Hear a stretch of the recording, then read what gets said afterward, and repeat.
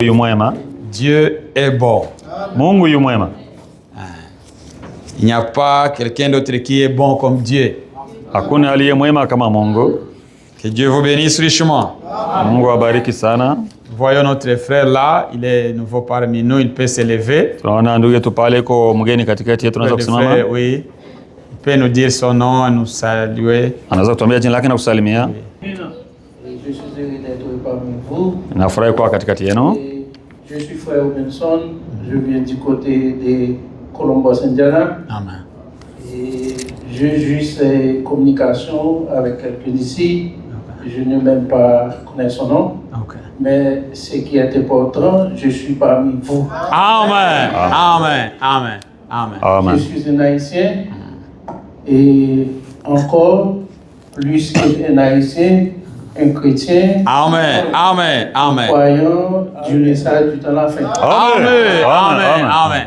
Que le Seigneur Jésus-Christ vous bénisse. Amen. Amen. Amen. Amen. Frère, que Dieu vous bénisse aussi. Amen. Mungu akubariki pia ndugu. Nous sommes dans la joie de vous voir au milieu de nous. Tunafurahi kukuona katikati yetu. C'est bien que tu n'es plus un Haïtien. Ni vizuri sasa uko tena Tu es Muhaiti. chrétien. Wewe ni Mkristo. Nous sommes aussi des chrétiens. Nasi pia ni Wakristo. Que Dieu vous bénisse. Mungu akubariki. Oui, si vous avez encore l'occasion, Kipata muda tena, sentez-vous chez vous. jisikie uko nyumbani. Oui, nous sommes des chrétiens. Sisi ni Wakristo. Vous savez, dans la Bible, Najua katika Biblia il n'y a pas un nom d'une église. hakuna jina ya kanisa. Jésus a dit, Yesu alisema je bâtirai mon église. nitajenga kanisa langu. Il n'a pas dit, Hakusema je bâtirai mon église méthodiste, hakusema nitajenga kanisa langu la mon Kimethodiste, église baptiste, kanisa langu la Kibatiste, mon église pentecôtiste, kanisa langu la Kipentekoste, mon église catholique, kanisa langu la mon Kikatolika église message. au ujumbe. Il a seulement dit, je bâtirai mon église. Alisema nitajenga kanisa langu. Si cette église a un nom, Kama ile kanisa liko na jina, moi je ne sais pas. sijui. Si ce nom existe, Kama ile jina liko, les bâtisseurs de cette église-là connaissent les noms de son église. mwenye kujenga ile kanisa ndio anajua jina ile C'est kanisa. pourquoi nous sommes une église de Jésus-Christ. Sisi ni kanisa la Yesu Kristo. Jésus-Christ est le fondateur de notre église. Yeye ndiye mwanzilishi wa kanisa letu. Et il a inauguré son église le jour de la Pentecôte. Yeye alikwenda kulizindua siku ya Pentekoste Et nous allons la célébrer. na lazima tumsherekee. On va célébrer cette église-là. Lazima tusherekee ile kanisa. L'indépendance de cette église Uhuru wa ile kanisa vient bientôt. kuna kuja upesi. Frère, ici, bientôt, les États-Unis vont célébrer l'indépendance. Upesi hapa Marekani itasherekea sikukuu ya uhuru. Notre indépendance à Ni nous uhuru wetu sisi n'est pas encore célébrée. bado haujasherekewa. On va le célébrer dans la gloire. Tutasherekea katika utukufu Quand nous serons avec le Seigneur. tutakapokuwa pamoja na Bwana. C'est là où nous allons célébrer notre indépendance. Pale ambapo tutasherekea uhuru wetu. Dans nos cœurs, Mioni mwetu nous sommes indépendants. tuko huru, Nous sommes sauvés. tumeokolewa, Nous sommes rachetés. tumekombolewa. Mais dans nos Lakini corps, katika mili yetu le rachat n'est pas encore visible. ukombozi haujaonekana. Est-ce qu'il y a une maladie destinée aux riches? Kuna magonjwa ambayo ni ya watajiri. C'est seulement cette maladie, c'est pour les riches. Hii ugonjwa tu ni ya watajiri. Est-ce qu'il y a une maladie pour les pauvres? Je, kuna magonjwa kuhusu umaskini? Avez-vous déjà vu cette maladie? Mshakaona ile ugonjwa? C'est-à-dire nous tous nous souffrons de la même manière. Sisi wote tunateseka katika Il n'y a pas une maladie des chrétiens, Hakuna magonjwa wa Kristo, une maladie des païens. magonjwa wa pagani. Nous tous nous souffrons de la même manière. Sote tunateseka namna yote. Nous avons les mêmes problèmes. Kuna mashida moja. Mais la différence, Lakini tofauti, c'est que dans nos cœurs, ndani ya mioyo yetu il y a quelque chose de différent kuna kitu tofauti, du monde. tofauti na dunia. Mais nos corps seront rachetés Lakini mili yetu quand itakombolewa Jésus vient nous prendre. wakati atakapokuja kutuchukua Yesu. C'est pourquoi nous souffrons encore dans le corps. Ndio maana tunateseka katika mwili. Tu es malade aujourd'hui, Magonjwa leo, le lendemain tu es bien, kesho unakuwa vizuri, tu as la joie unafurahi. aujourd'hui, Leo, demain tu es dans les douleurs. kesho unakuwa katika machungu. C'est ça la vie. Ndio maisha. Mais nous sommes des chrétiens. Lakini tuko wa Kristo. Que Dieu vous bénisse. Mungu awabariki. Lèvons-nous pour la lecture de la parole de Dieu. Tusimame kusoma neno la Mungu.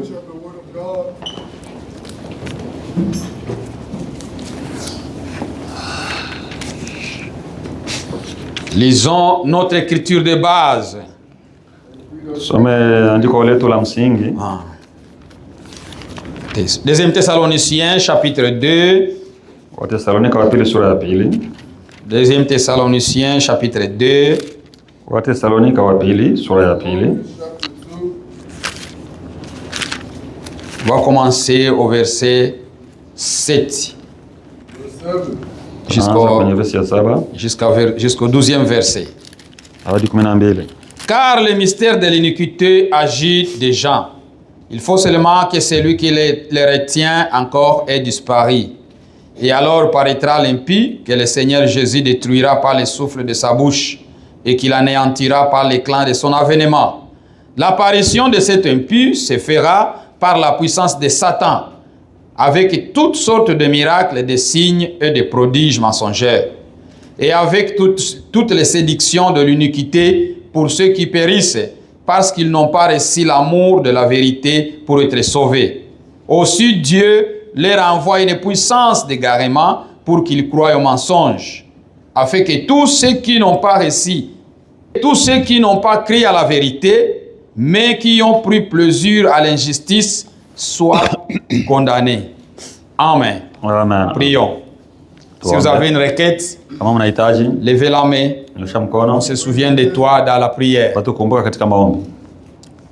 Merci Seigneur Jésus-Christ. Asante Bwana Yesu Kristo. Nous sommes devant toi Seigneur. Tuko mbele zako Bwana. Viens nous rencontrer encore. Tukutane tena Bwana. Parle-nous Seigneur Jésus-Christ. Tuzungumzie tena Bwana Yesu Kristo. Console-nous Seigneur Jésus-Christ. Tufariji Bwana Yesu Kristo. Instruis-nous Seigneur. Tufundishe Bwana. Conduis-nous Seigneur. Tuongoze Bwana.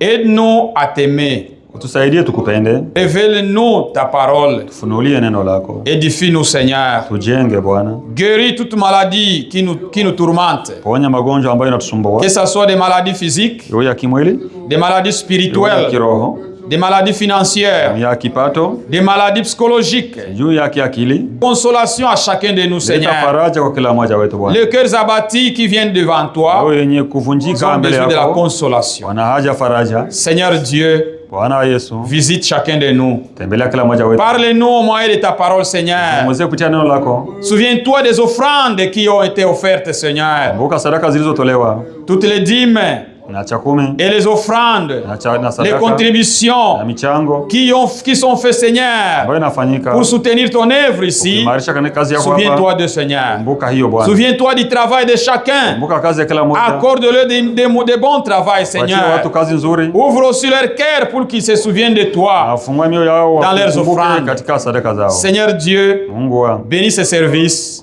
bariki ibada début jusqu'à la fin, mwanzo hadi mwisho. au nom de Kwa Jésus-Christ. jina la Yesu Kristo. Amen. Amen. Vous pouvez vous mettre. Unaweza mkaa keti.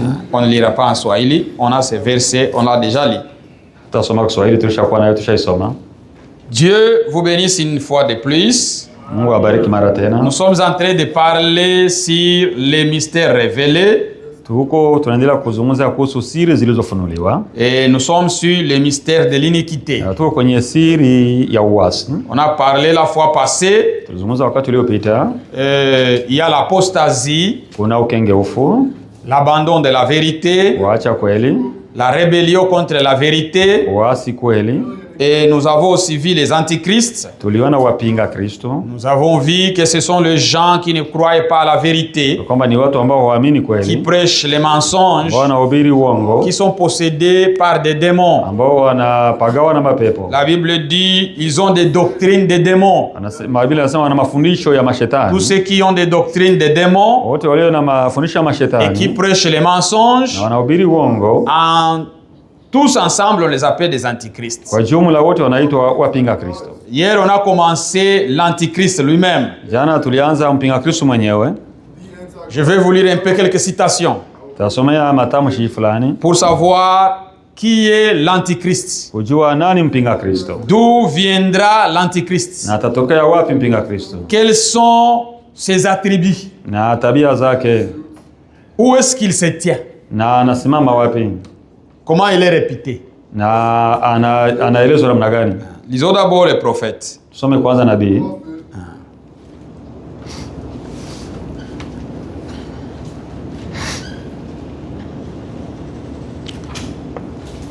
Commençons avec le question-réponse. Ni maswali na majibu Prêché le 6 octobre ambayo ilihubiriwa tarehe 6 mwezi wa 10 1957. 1957. Paragraphe 738. Kifunga cha 738. On va arriver un peu jusqu'au paragraphe 739. mpaka kifungo cha 739. Et la même chose chaque fois Yani vile kila wakati que les Romains, kwamba les Romains païens Warumi wa kipagano de l'Antiquité wa zamani remportaient une grande victoire. walikuwa wanachukua ushindi Ils mkubwa, s'envoyaient les uns aux autres des pierres blanches et tout en guise de présent. na walikuwa wanatumiana pamoja na wengine mawe meupe kama vile zawadi, Comme ça, comme un souvenir. kama vile kumbukumbu. Donc, ces pierres, Yale mawe ce qui c'était de petits présents qui étaient échangés au sein de l'église romaine. hiyo ilikuwa ni mazawadi ambayo ilikuwa inabadilishana katika kanisa la Kirumi. Absolument, c'est exact. Ni kweli.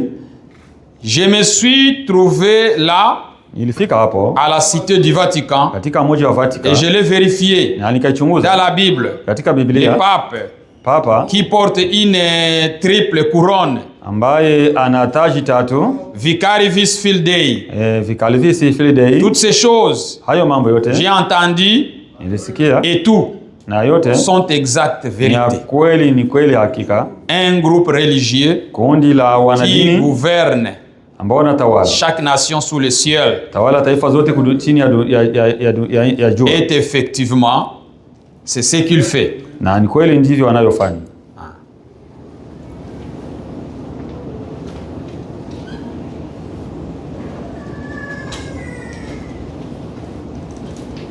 Ok, on va lire quelques citations. Tasoma matamshi mbalimbali hivi.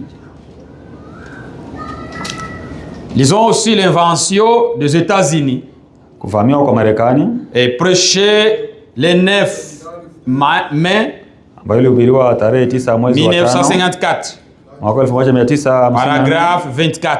fungu cha 24. Ne voyez-vous pas comme le diable est religieux? Hamwona namna gani Ibilisi naye ni mwanadini? Le diable, Ibilisi ce n'est pas un anti quelque chose d'étonnant. haiko mpinga kitu cha kushangaza Comme le communisme, kama vile wakomunisti complètement imposé au christianisme. ambayo kabisa inapingana na Ukristo. Ça, ce ne l'est pas. Haiko ile, C'est du diable, ni ya shetani, c'est sûr. ni kweli. Mais ce n'est pas l'antichrist. Haiko ule ndio mpinga Kristo. L'antichrist est très religieux. Mpinga Kristo ni mwanadini sana, Très religieux. mwanadini sana, C'est un esprit religieux roho ya kidini qui a crucifié Jésus. ambayo ilimsulubisha Yesu. C'est toujours un monde Ni religieux, wakati wote dunia ya un kidini, peuple religieux watu wa dini qui a crucifié. ambao walisulubisha C'était le gens religieux walikuwa ni watu wa dini qui était contre le vrai Christ. ambao walikuwa wapinga Kristo wa kweli. C'était les prophètes religieux Walikuwa ni manabii wa kidini qui étaient contre Michée. ambao walikuwa wanapingana na Ce sont Mikaya. les gens religieux Ni d'aujourd'hui wanadini wa leo qui sont contre les messages de Dieu. ambao wanapinga ujumbe wa Mungu. On est ensemble. Tuko pamoja? Lisons d'abord les citations. On va d'abord lire les citations. Tutasoma kwanza matamshi.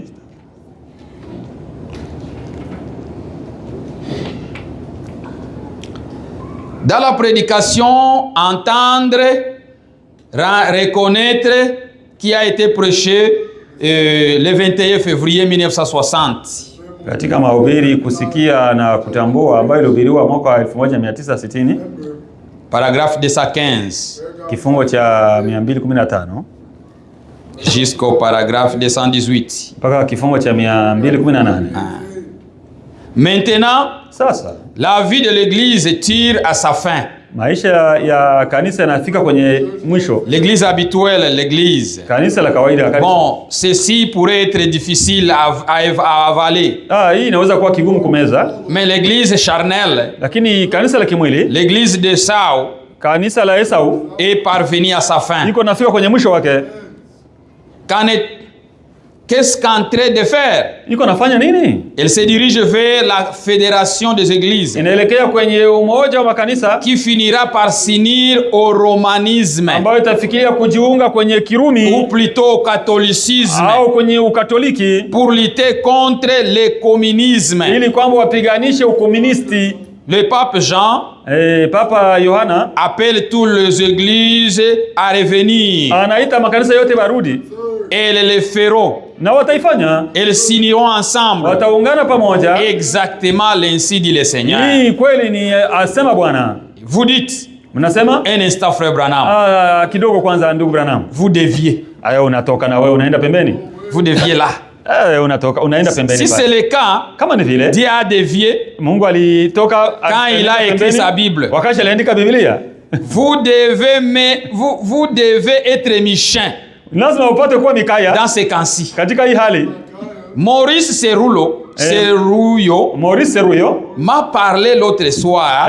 John ingine alinieleza, Il a dit, alisema où est l'antichrist, frère Branham? mpinga Kristo ni wapi? Yuko wapi? C'est le juif qui est contre c'est le juif qui est l'antichrist. Ni Myahudi ndio mpinga Kristo. J'ai dit, Nikasema Maurice, toi qui es un juif. Wewe ambaye ni Myahudi. Il a dit, ce sont les gens qui haïssent le plus Dieu. Ndio watu ambao wanachukia sana Mungu. J'ai dit, Nikasema Maurice, non. Maurice hapana. Montrez-moi dans l'écriture Unionyeshe katika andiko où il est dit que l'antichrist vient de Jérusalem. Unionyeshe kwenye mpinga Kristo anatoka Yerusalemu. L'antichrist Mpinga Kristo vient de Rome, lazima anatoka Rumi, pas de la Palestine. sio Palestina. Il m'a dit, Aliniambia, eh bien, regardez, angalia. il haïsse Dieu. Wanamchukia Mungu. Poursuivons. Tuendelee. Vous êtes, on est ensemble? Je tuko pamoja. Ah, ok. Aimez-vous qu'on lise toutes ces choses? Je mnapenda kusoma haya mambo yote? Question-réponse Swali na majibu qui a été prêché le 29 juillet ilihubiriwa tarehe 29 mwezi wa 7 1953. Paragraphe 274. Kifungo cha 274. En d'autres français 274. Ni Kifaransa hicho kina maelezo. OK. Vous dites, frère Branham, ndugu Branham, mon nom est écrit là. Jina langu naandikwa huko. J'irai. Nitaenda.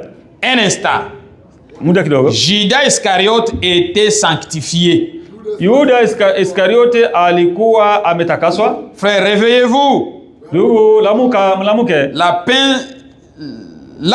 pince-vous. Pour que vous puissiez saisir ceci. Mlamuke alikuwa mpate kushika hii mambo. Judas Iscariote, Yuda Iskariote, son esprit, roho yake aujourd'hui, leo, c'est l'antichrist. Ni mpinga Kristo. Je vous ai dit hier que Satan Shetani s'était incarné dans Judas. Alikuwa ameingia katika Yuda. Ici le prophète dit, hapa nabii anasema Judas Iscariote, son esprit aujourd'hui c'est l'antichrist. Ni mpinga Kristo. Vous le savez. Mnajua. Jésus était le fils de Dieu. Yesu alikuwa ni mwana wa Mungu. Il est venu de Dieu. Alitoka kwa Mungu. Et il est retourné à Dieu. Akarudi kwa Mungu. Judas était le fils de la perdition. Yuda alikuwa ni mwana wa upotevu. Et il est venu de l'enfer. Alitoka kuzimu. Et il est retourné en enfer. Akarudi huko kuzimu. Jésus est mené avec lui les pécheurs repentants. Alikuwa ana Yesu alikuwa na watu waliotubu.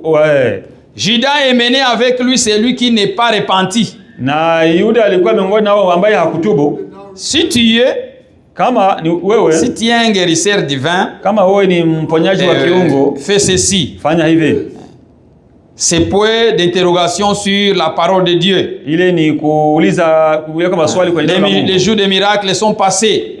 Siku ya miujiza s'il en est ainsi, fais-moi voir ceci. Nionyeshe hiki.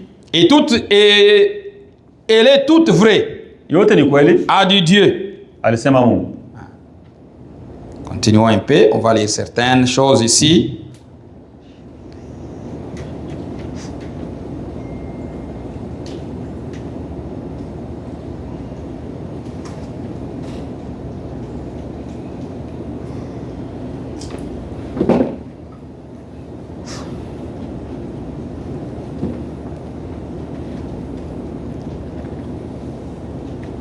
Attendez.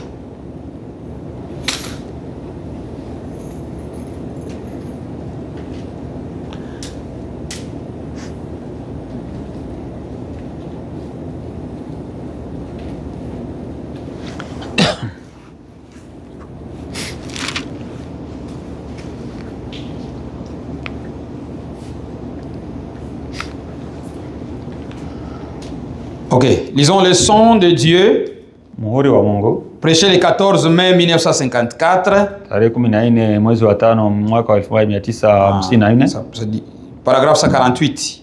na kifungo cha 148. Ah, j'ai ça en anglais. C'est pourquoi. Ok, on va s'arrêter. Vous pouvez le lire en français. Unaweza Ici, kusoma c'est en katika- anglais. hapa ni On katika s'arrête un Kiingereza. peu ici. Unasomea kwanza hapa. Nous sommes en train de parler sur l'Antichrist. Tuko tunaongelea kuhusu mpinga Kristo. Hier, on a montré la différence. Jana tulionyesha utofauti. Nous voulons un peu voir ses attributs. Tulitaka kuona tabia zake. Qui est cet Antichrist? Huyu mpinga Kristo ni nani? Quand nous parlons d'un Antichrist, c'est qui? Tukizungumzia mpinga Kristo ni nani? Le Messie là qu'on appelle Antichrist. Ule mtu anayeitwa mpinga Kristo. Frère Branham nous dit ici, Ndugu anatuambia hapa, l'Antichrist ne vient pas de Jérusalem. mpinga Kristo hatoki Il faut Yerusalemu. d'abord enlever Jérusalem, Naomba kwanza tutoshe Yerusalemu. enlever les Juifs, Tutoshe Wayahudi, enlever les Chinois. tutoshe wa China. L'Antichrist ne vient pas de Chine. Mpinga Kristo hatoki China. L'Antichrist ne vient pas de Russie. Mpinga Kristo hatoki Russia. Il faut enlever tout ça. Inabidi kutosha ile mambo. L'Antichrist ne vient pas des États-Unis. Mpinga Kristo hatoki Marekani. Il faut enlever d'abord tous ces pays-là que j'ai Inabidi cités. kutosha Il kwanza. faut les enlever en Inabidi chemin. kutosha njiani. Que quelqu'un ne vous dit pas l'Antichrist, c'est les Américains. Kwamba mpinga Kristo ni wa Amerika, hapana. Ça ne vient pas même des Juifs, Haitoki hata kwa ni Yahudi de la Russie, au Russia ni de la Chine. au China. L'Antichrist Mpinga Kristo vient de Rome. anatoka Rumi. Quand on parle de l'Antichrist, Napozungumzia mpinga Kristo, il faut directement pointer, regarder Rome. inabidi kwanza uangalie Rumi. Là, Rome, Pale Rumi c'est là où vient l'Antichrist. pale anatokea mpinga Pour Kristo. dire que Kwa kusema l'Antichrist mpinga Kristo vient de l'Europe. anatoka Ulaya. Je crois que Rome est dans l'Europe, n'est-ce pas? Ya, Rumi ni Ulaya. L'Antichrist, Mpinga Kristo, Frère Branham ici dit, ndio maana tusema hapa c'est le catholicisme. ni Ukatoliki. Vous savez le catholicisme? Najua Katoliki. Pas les catholiques, Hapana Katolika.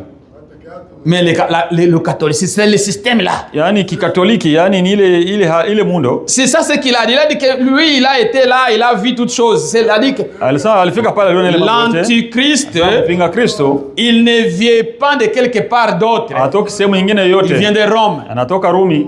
L'Antichrist, Mpinga Kristo ce n'est pas un esprit qui n'est pas religieux. haiko roho ambayo sio ya kidini. Non, non. Hapana. Premièrement, c'est anti. Notre tableau ici, on allait écrire. C'est anti. Bao wetu umeharibika tumeandika. Anti-Christ. Yaani mpinga C'est Kristo. un esprit qui est proche de Christ. Ni roho ambayo iko karibu na Kristo. C'est un esprit Ni roho d'adoration. ya kuabudu. Et cet esprit-là Na ile roho a commencé en Éden. ilianzia Edeni. Il y avait Caïn, Kulikuwa il Kaini, y avait aussi Abel. kulikuwa na Abeli. D'où est venu leur problème? Sasa shida yao ilitoka wapi? Pourquoi Caïn a-t-il tué Abel? Kwa nini Kaini alimuua Abeli? C'était à cause de l'adoration. Ilikuwa ni kwa sababu ya kuabudu. Je crois que c'est ça la vérité. Ndio kweli ile. Il ne l'a pas seulement trouvé. Non, non. Ils sont allés adorer. Walienda kuabudu. C'est-à-dire ce sont des esprits des Ni adorateurs. roho mbili za wenye kuabudu. C'est pourquoi il est dit que dans les derniers jours, Tunasema siku za mwisho les vrais adorateurs waabudu wa kweli doivent adorer Dieu wataabudu en Mungu esprit katika roho et en vérité. na katika kweli. Pour dire que l'Antichrist, Sasa mpinga Kristo premièrement, c'est un esprit d'adoration. kwanza ni roho ya kuabudu. C'est un esprit Ni religieux. roho ya kidini. Ce sont des gens qui s'appellent religieux, Ni watu chrétiens. wanaojiita wanadini wa Kristo. C'est là où on trouve l'Antichrist. Ni pale unapatikana mpinga Kristo. Le communisme, c'est mauvais, c'est du diable. Ukomunisti ndio ni wa shetani. Tout le gouvernement du monde, Utawala wote wa dunia contrôlé par Satan. inatawaliwa na ibilisi. Mais le Messie là qu'on appelle l'Antichrist, Lakini huyu anayeitwa mpinga il Kristo faut qu'il sorte au milieu de ceux qui se disent chrétiens, inabidi atoke miongoni mwa wale de wanaojiita wa ceux qui Kristo, se disent qu'ils soutiennent Christ. wale ambao wanasema kwamba wanamshikilia Kristo. Et c'est là où on va voir comment disons-nous qu'il vient de Rome. Namna gani tunasema kama natoka Rumi? Pourquoi? Kwa nini? Est-ce que nous avons des preuves? Je, tuna ushahidi? Avons-nous des preuves? Tuko na ushahidi? Qui peut montrer que non, les Romains, c'est là à Rome, là où vient l'Antichrist. Kwamba ni Rumi kwenye atatoka mpinga Kristo. Est-ce que c'est en Italie? Je, ni Italia? Parce que Rome, c'est la capitale d'Italie. Sababu Rumi ni mji mkuu wa Italia. Mais là, en Rome, là, même là, c'est là où l'Antichrist vit. C'est là où l'Antichrist vient. Ni pale natoka. Alors, d'abord, kwanza, lisons. Tusome.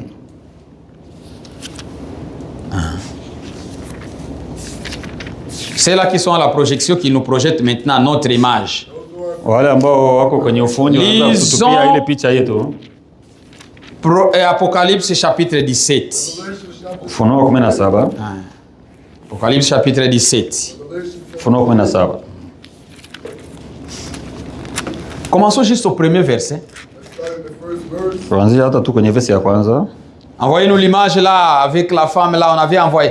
Il y en a make sure you project the one which have names of the countries, because last time he didn't have. Hakisha tuweke ile ambayo iko na majina ya manchi. C'est ça. Ndio hiyo. On lit d'abord l'écriture. Tunasoma kwanza andiko. Ça, on va un peu parler de ça. Tutazungumzia kidogo hapa. Parce que OK, lisons Apocalypse 17 verset 1er. On commence au verset 1er. Tunaanza kwenye verse ya kwanza. Puis un de sept anges qui tenait les sept coupes vint et il m'adressant la parole en disant: Viens, je te montrerai le jugement de la grande prostituée qui est assise sur les grands eaux. Verset 1er. Akaja mmoja wale malaika saba wenye vile vitasa saba, akanena nami akisema, njoo huku, nitakuonyesha hukumu ya yule kahaba mkuu aketie juu ya maji mengi. Amen. Ici, hapa c'est l'ange ni malaika qui a dit à Jean. Ambaye aliambia Yohana. C'était quel ange? Alikuwa ni malaika gani? Il faut savoir c'était quel ange. Na lazima ujue alikuwa ni malaika gani? Ça c'était des anges qui avaient des coupes. Wale ambao walikuwa na vitasa et qui tenaient attendez. Oui, c'était les anges qui avaient des fléaux. Ambao walikuwa na ile vitasa. C'était les cinquième ange. Alikuwa ni malaika watano. Si vous lisez Apocalypse chapitre 16, ukisoma 16 verset 10 à 11, 10 hadi 11, vous verrez qui est cet ange qui a parlé à Jean. Utaona ule malaika ambaye aliongea na Yohana. Quand on dit puis un de sept anges. Na mmoja wale malaika saba. Quels anges? Les anges qui tenaient les coupes. Wale malaika ambao walikuwa na vile vitasa. Et c'est écrit au chapitre 16 d'Apocalypse verset 10. Na inaandikwa katika Ufunuo 16 verse ya 10. Il va lui montrer le jugement d'une grande prostituée. Watamwonyesha hukumu ya ule kahaba mkuu. C'est-à-dire il y a une grande prostituée. Sema kuna kahaba mkuu. Alors on va lui montrer le jugement. Watamwonyesha hukumu. Mais où est-ce qu'elle est assise? Anakaa wapi? Elle est assise sur beaucoup d'eau. Anakaa kwenye maji mengi. Ça c'est le langage de l'ange. Hii ndio usemi wa malaika. Verset 2. Verset ya pili. Et avec elle, les rois de la terre se sont livrés à l'impudicité. C'est vrai. Et c'est du vin de son impudicité que les habitants de la terre se sont enivrés.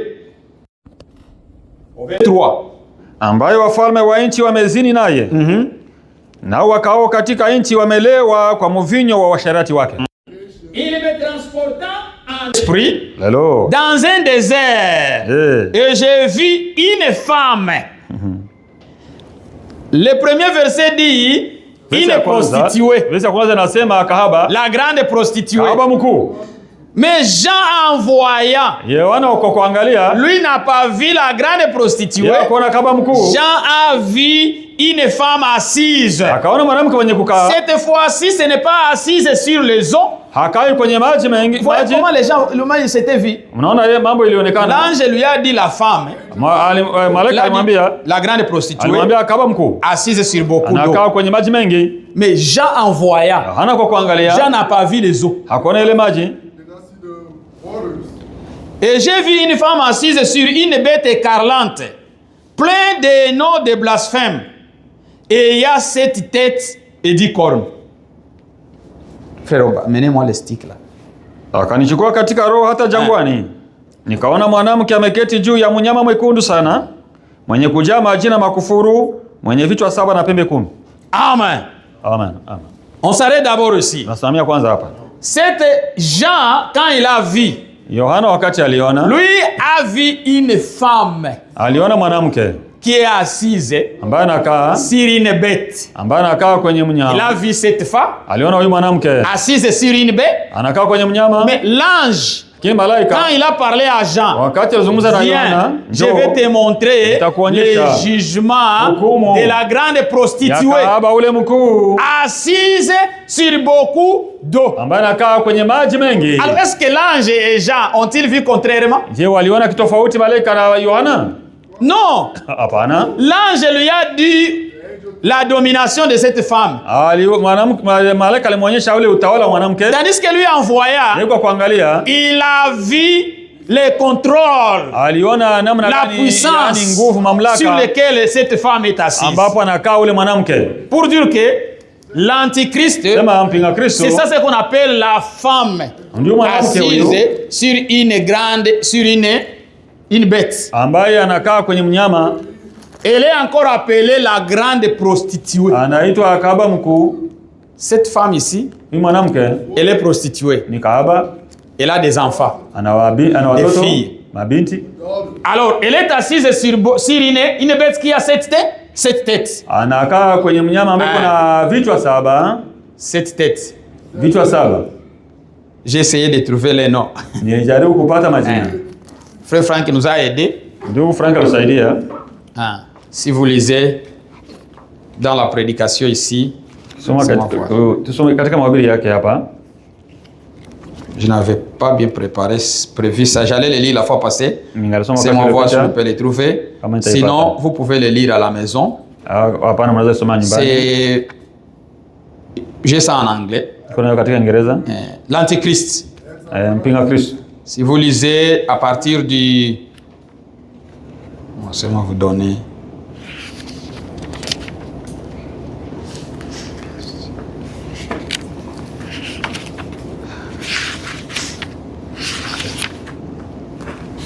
Si vous lisez à partir du paragraphe, ici en anglais, paragraphe 23, page, page 23. Ah, ça c'est beaucoup. Oui. Vous pouvez lire ça. On va essayer de racheter les temps. Alors, il nous dit ceci. Cette femme ici, elle est assise sur une bête. Cette bête, 7 têtes et 10 cornes. Pour dire que ces têtes ici, lisons dans la Bible. Trouvons la définition des têtes. Au chapitre 17 d'Apocalypse. Là où nous avons lu. Commençons maintenant au verset 7. Commençons au verset 6. Et j'ai vu cette femme ivre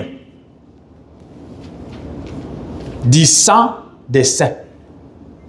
C'est une femme cruelle. J'ai vu cette femme ivre du sang des saints et du sang des témoins de Jésus. Vraiment. Et en la voyant, je fus saisi d'un grand étonnement.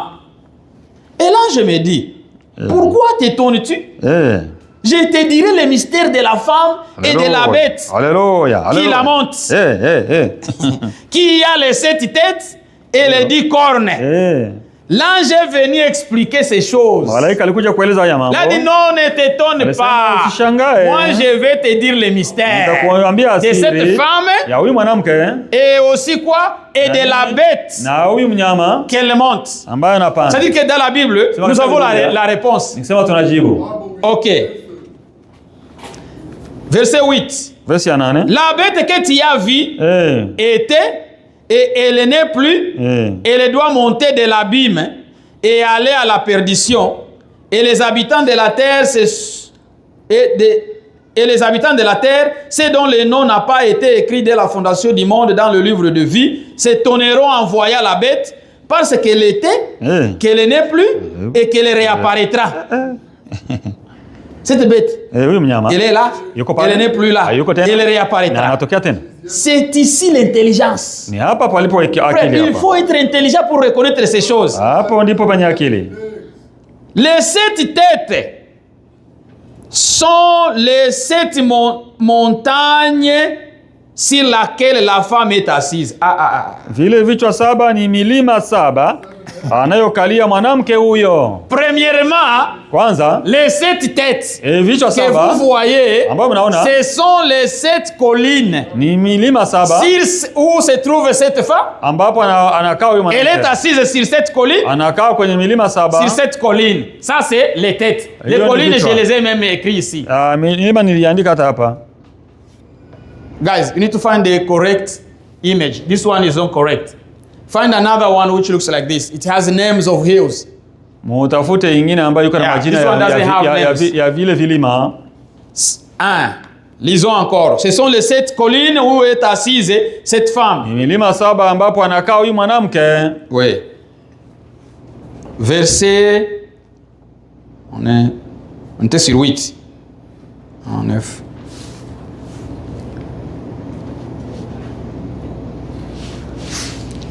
Ok, le verset 10 aussi dit ceci. Verset ya 10 inasema hivi. C'est aussi les têtes, c'est aussi 7 rois. Alléluia. C'est-à-dire que c'est un mystère. Ni siri. Les têtes ile vichwa représentent 7 collines. Inamaanisha milima 7. Les têtes représentent 7 rois. Inamaanisha tena wafalme 7. C'est-à-dire quand on est en train de parler sur les têtes, quand tunazungumza juu ya vichwa, on est en train de parler sur les rois. Tunazungumzia wafalme. C'est-à-dire cette bête, sema ule mnyama, elle contrôle les rois. Yeye anatawala wafalme. Elle est au-dessus de tous les rois de la terre. Juu ya wafalme wa dunia. De la terre. C'est pourquoi au verset 1er, kwenye verse ya kwanza, il est dit ceci. Nasema hivi. Non, c'est au verset 2. Kwenye verse ya pili. C'est avec elle na wao que les rois de la terre se sont livrés à l'impudicité. Wafalme wa dunia wamefanya uzinzi na yeye. Laissez-moi vous trouver l'image, mes frères. Attendez, une minute.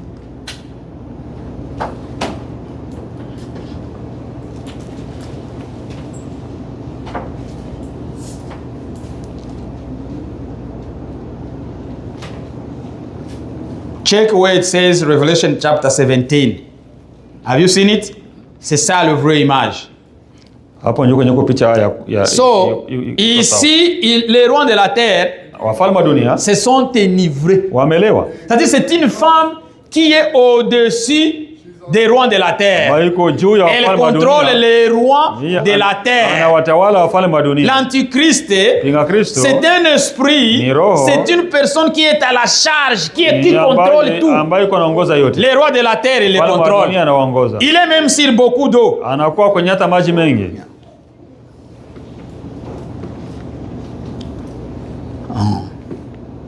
Et la bête qui était... Oh, on n'a pas terminé. Ce sont aussi les 7 rois, les 5 sont tombés, un existe, l'autre n'est pas encore venu, et quand il sera venu, il doit rester peu de temps. Et la bête qui était, qui n'est plus, et elle-même 1/8. C'est vrai, c'est vrai. C'est-à-dire que, bon, c'est très compliqué. Cette tête, c'est-à-dire 7 rois. Mais il nous dit qu'il y a une autre qui est 7/8. Écoutez ce que ça dit. Elle-même 1/8 roi.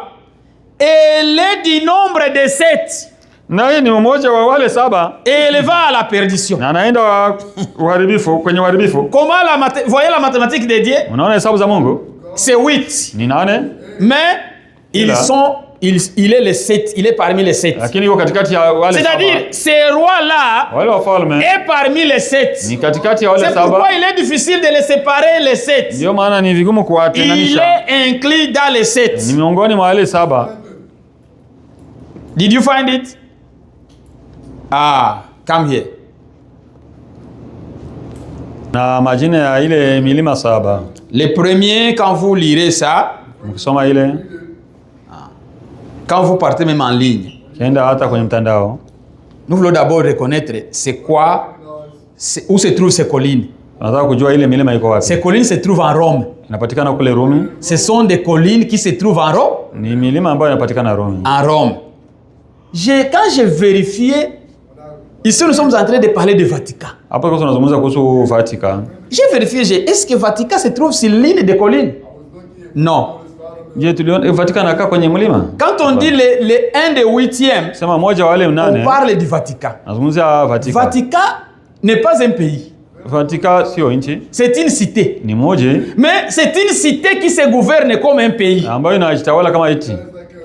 Savez-vous quand est-ce que Vatican a commencé? Na unajua namna gani alianza? Ça a commencé à la 326. Alianza mwaka 326. C'est très loin. Ni mbali. Ça a commencé l'an 3. Vérifiez même à l'internet, vous Mwende verrez. muangalie mtaona na ile mambo. C'est juste. Vous savez qui a commencé ça? Unajua alianza C'est ile Constantin. ni Constantino. Et c'est aussi pourquoi? Parce que c'était l'âge entre le mariage entre l'église et l'État. Ilikuwa ni kizazi cha ndoa ya kanisa na serikali. C'est le moment que l'église et l'État se sont mêlés. Ni wakati ambapo walijichanga kanisa na serikali. Ils se sont mariés. Wakaoana. Et en se mariant, Na kwa kuoana. c'est le moment qu'on a bâti le premier cathédrale. Na ni wakati walijenga La première cathédrale des catholiques kanisa la kwanza la Katolika a été bâti ilijengwa par Constantin. Ilijengwa na Constantino. Et quand a été bâti, na wakati ilijengwa, ça a été bâti sur les 7 collines, dans l'une de ces 7 collines-là. Ilijengwa kumoja ya ile vilima 7. Mais qu'est-ce qui a fait qu'ils ont changé? Nini ilifanya wabadilishe? Laissez-moi vous donner des années. Il y a une grande histoire il n'y a pas une autre ville sur la terre qui a une si grande puissance et sur une autorité sur les hommes comme le Vatican. Hakuna mji kudunia ambao uko na nguvu na utawala kudunia kama Vatican. Vatican parle aujourd'hui, il est en train de parler en Afrique. Leo, il a été au Cameroun. Vatican iko naongea kwa Afrika, ilikuwa Cameroon. Trump a essayé de parler contre lui. Trump vous avez suivi? Kusema kumupinga. Mais même tous les chefs peuvent parler. Mais quand cette bouche-là a parlé, tout le monde réagit. Unaona hata watu wote waliongea, lakini ile kinywa wakati iliongea kila mtu anasema. Tout le monde. Kila mtu est alerté. Ya pale anakuwa makini. Alors, cette cité-là ule mji a une histoire. Uko na historia. Laissez-moi vous lire une petite histoire. Acha nisome historia kidogo. Le royaume, l'empire romain utawala wa Kirumi a commencé à la 30. Ulianza mwaka 13 avant Jésus-Christ. Kabla ya zaliwa Yesu. Ça a continué. Kaendelea. Arrivé à l'année 476. Fika mwaka 476. Le royaume a été divisé. Ufalme ukagawanyika. Le royaume qui était gouverné par une seule personne ulikuwa unatawala mtu mmoja a été divisé. Ukagawanywa. C'est pourquoi Daniel a dit c'est un animal, c'est une bête qu'il n'a pas compris comment le décrire. Ni mnyama ambaye hakujua namna kumweleza. En l'an 476, mwaka 476 le royaume était divisé en deux. Ufalme ukagawanyika mara pili. Il y avait l'empire romain, l'Europe de l'Est. Ukakuwa Ulaya wa Mashariki. Et il y a eu aussi l'empire romain, l'Europe de l'Ouest. Na ikakuwa Ulaya wa Magharibi. L'un était la capitale, était l'Allemagne. Moja mji mkuu de l'Est. Ukakuwa Ujerumani. Et l'autre, le capital était, laissez-moi voir c'est où était la capitale. Nione mji mkuu ulikuwa wapi? C'était à Istanbul. Ulikuwa Istanbul. La capitale s'appelait Byzantine. Na ilikuwa inaitwa Byzantine. C'était divisé. Na iligawanyika. Arrivé à 476, le royaume se divise. C'est toujours l'empire romain. Mais l'empire romain dirigé par Ardé. Déjà divisé. Arrivé à l'an 756, ils ont décidé que le Vatican sera un État papal. Wakaamua kwamba Vatican ikuwe Nchi ya kipapa c'est une cité de pape. ni mji wa wapapa. Et personne ne peut contrôler ça. C'est à 100% contrôlé par le pape. Hiyo inaongozwa na papa. À l'intérieur d'un pays. Katika nchi nyingine. C'est comme si on peut dire l'état d'Indiana devient seulement contrôlé par les papes. Inatawaliwa na papa. Tous ceux qui vivent là, ça doit être des catholiques. Watakuwa wakatolika. C'était en l'an 756 de notre ère. Ni mwaka 756 wa wakati wetu. Arrivé en l'an 1377. En 1377. Mpaka mwaka 1377. Les papes ont rétabli Rome et le Vatican comme étant la capitale de tous les pays. Wakafanya Vatican kama vile mji mkuu wa nchi zote. Arrivé en 1870. Fika mwaka 1817. L'Italie dit pas question. Italia akasema hapana. Ils ont repris le Vatican. Ils ont annulé. Wakavunja. Alors les papes vivaient là comme des prisonniers. Ils n'avaient plus de liberté. Ils ont dit pas question, ça c'est une ville de l'Italie. Ça va rester pour nous. Ça doit être sous notre contrôle.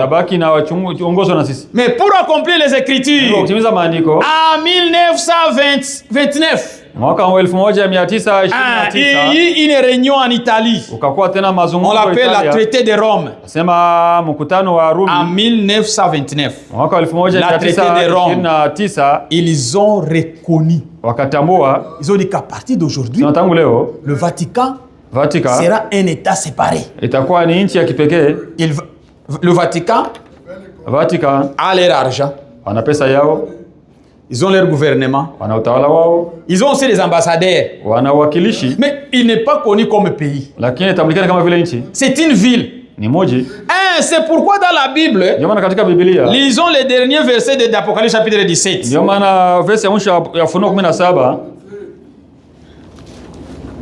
Et la femme que tu as vue, c'est la grande ville, pas le grand pays, la grande ville, qui a la royauté sur les rois de la terre. Na yule mwanamke uliyemwona ni mji ule mkubwa wenye ufalme juu ya wafalme wa nchi. C'est une ville. Ni mji. Ce n'est pas un pays, c'est une ville. Haiko nchi, ni mji. Qui est dans un pays. Ambao katika nchi. Ils ont leur propre argent. Na pesa yao. Ils ont même leur armoirie.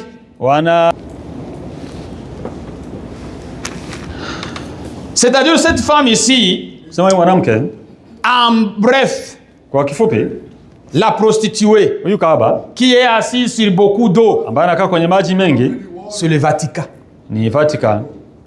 Et la bouche qui est dans cette ville, c'est le pape. Quand nous cherchons l'antichrist, did you find it? Hein? So, c'est le Vatican. Qui, imagine, il part. Il était au Cameroun. Frère, il n'est pas reçu par une église. C'est toujours reçu par le pays. Quelle autre église? Dis-moi cette église-là que vous connaissez dans le monde. Qui part et être reçu par le gouvernement. Non. Vous voyez cette image ici? C'est ça l'armoirie du Vatican. Ça se trouve dans leur sceau. Ça se trouve partout. C'est-à-dire c'est ça ce qui les représente. Qu'est-ce que ça veut dire? Il n'y a pas une autre église sur la terre qui a des armoiries. Vous voyez ça? Ça c'est ce qu'on appelle les tiaras. Ce chapeau est ici chez nous aux États-Unis. On a beaucoup de choses à lire. Mais ici, je vais vous lire ça. Ça, c'est lettre circulaire de Frère Frank. Cri d'appel au réveil. Vous voyez tout ça? Ce sont les noms de tous les papes. Ce sont les noms de tous les papes. eux-mêmes ont fait une prophétie, les papes. Wao wenyewe wakatabiri. Ils ont fait une prophétie. Walitabiri wenyewe. Écoutez la prophétie qui est ici. Sikia unabii wao. En l'an 1138, Mwaka wa 1300, en plein milieu des impitoyables 7 croisades, katika ile mikutano, yani kipindi cha mauaji makubwa qui a eu entre 1095 et 1292, ambao kilifanyika mwaka wa 1099 na 1292. Malachi, le prêtre irlandais, prédit. Malaki padiri wa Irland alitabiri qu'après le règne du pape d'alors, kwa nyuma ya huyu ambaye papa wa sasa Innocent II, ambaye ni Innocent wa pili, il y aurait 103 autres papes. Kwamba nyuma yake kutatokea mapadiri mapapa wengine ngapi pale ndugu? 103. Avant la fin des temps. Ili kabla mwisho wa dunia. Ce qui totaliserait 266 papes. Ambao kwa jumla watakuwa 263 wa papa. Le Vatican croit, Vatican naamini cela. Inaamini ile. Et a officiellement publié cette affiche. Na wakaitangaza hadharani. C'est-à-dire cette affiche ici. Hii unaona pale. C'est pas Franck qui a imprimé ça. Haiko njoo alichapa. C'est les catholiques qui ont publié ça. Ni wa catholique njoo Lui aussi a saisi. Il a éclairé l'épouse. Akaangazia bibi harusi. Ce n'est pas lui qui dit non. Il dit que même ils ont officiellement publié cette affiche avec des effigies. Wakaiweka hadharani. Na mabichwa vya banani. Des effigies détaillées de 266 papes. Wakaweka hata mapicha ya wale wa papa 266. 266. Tous les portraits des papes qui se sont succédés y sont. Hizo ni picha za papa ambao wamefuatana wako pale. Même celui du pape actuel Benoît XVI. Hata picha ya papa wa sasa Benoît wa 16. Le 265e pape. Ambaye ni wa 265. Qui devait régner au moment où tout se focaliserait comme un tourbillon autour de Jérusalem. Wakati ambapo yote itakuwa Yerusalemu kama vile kimbunga. Selon la prédiction. Sawa na utabiri. Ce pape est désigné comme le pape de la paix. Huyu papa anatajwa kama vile papa wa amani. Quand vous avez suivi le pape d'alors, ukifuata papa wa sasa, ce qu'il est en train de faire en Afrique, il est en train de parler. Et s'ils ont eu des problèmes avec Trump, c'est à cause de la paix. Vous suivez les nouvelles, n'est-ce pas? Et ils ont il a touché qu'il s'occupe des affaires de l'église. Non, c'est lui qui vous contrôle. Comment tu dois t'opposer à ton chef? Il a l'autorité sur les rois de la terre. C'est pourquoi il est assis sur une bête. Et désigné comme le pape de la paix. Anaonekana kama vile papa wa amani.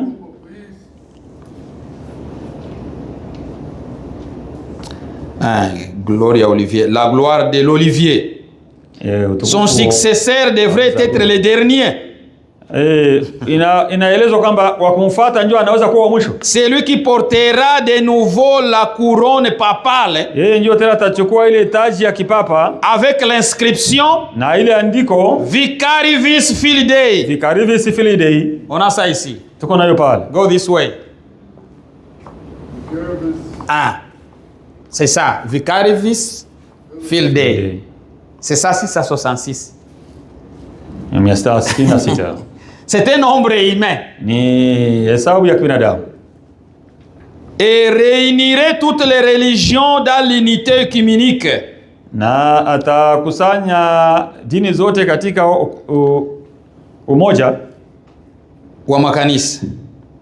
La dernière tiare qui est conçue kofia ya mwisho ambayo pour le pape Paul VI ambayo imetengenezewa Paulo wa sita en 1963 mwaka wa 1963 est conservé dans la cathédrale nationale de Washington.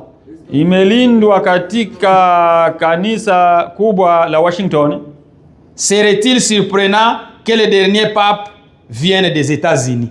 Haiko ya kushangaza kama anaweza tokea wa mwisho Marekani. Écoutez, ce n'est pas cet autre. Franck a écrit ça, c'était décembre 2006. Aliandika hii mwaka wa mwezi wa 12. Décembre 2006. 2006. Le pape que nous avons a été élu quelle année? 2024, je pense. Huyo aliteuliwa mwaka Hein? 2025.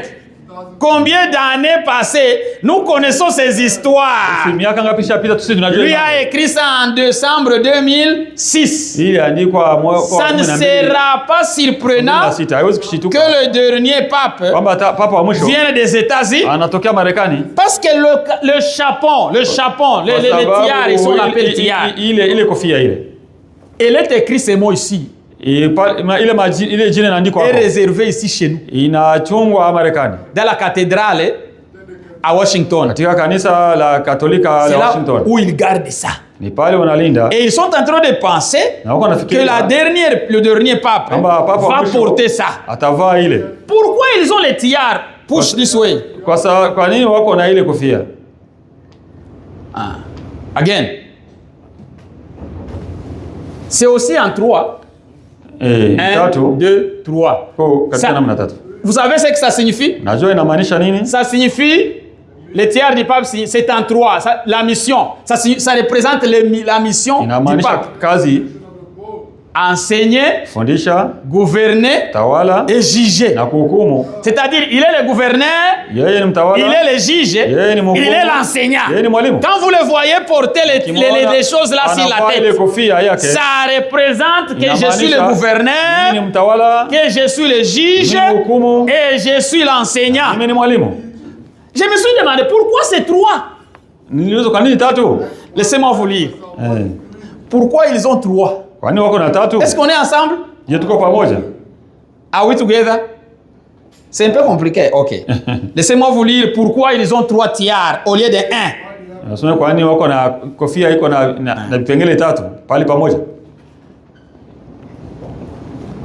Écoutez. Les 3 tiares, les 3 niveaux représentent les 3 niveaux. 1, 2, 3. C'est ça les niveaux. Représente le rôle du pape en tant que père des rois. Vous savez comment on l'appelle? Saint-Père. Qui était catholique ici? Hein? Vous êtes catholique? C'est ça, c'est comme ça qu'on les appelle? Saint-Père. Saint-Père. C'est pourquoi il est dit qu'il est adoré. Parce qu'on l'appelle Saint-Père. Qui est saint? Écoutez, frère, lisez pour nous Jean, chapitre 17, verset 11. Verset 12. Écoutez, ils disent Saint-Père. Vous avez combien de pères? Saint-Père. Et pourquoi il est adoré? Frère, vous avez trouvé cette écriture? Jean 17, verset 12.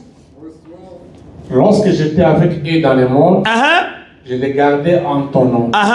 J'ai gardé ce que tu m'as donné, et aucun d'eux ne s'est perdu. Sinon les fils de perdition, afin que l'écriture fût accomplie. Je ne suis plus dans le monde. Oui, c'est là. Et ils sont dans le monde. Et je vais à toi. Père Saint. Père Saint. Garde en ton nom ce que tu m'as donné. Je cherchais seulement le terme Père Saint. C'est Jésus, dans sa prière sacerdotale, il prie, il dit Saint-Père.